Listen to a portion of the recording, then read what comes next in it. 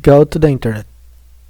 Search for DirectX End User Runtime 2010 and open the page.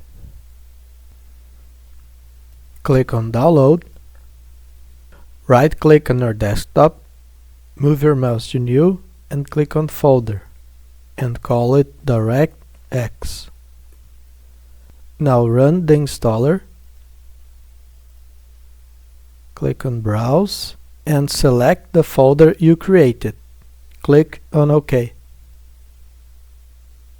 Open the folder, scroll down and open DXSetup, Accept and Advance.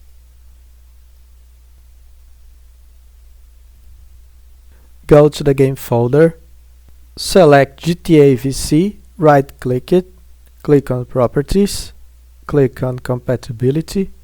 Run this program in compatibility mode, check the option, click to show other options, and select Windows XP Service Pack 2.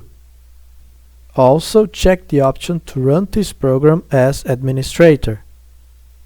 Click on Apply and click on OK. You can also use the Windows 98 option, and you can also use the 640 resolution, and click on Apply and click on OK.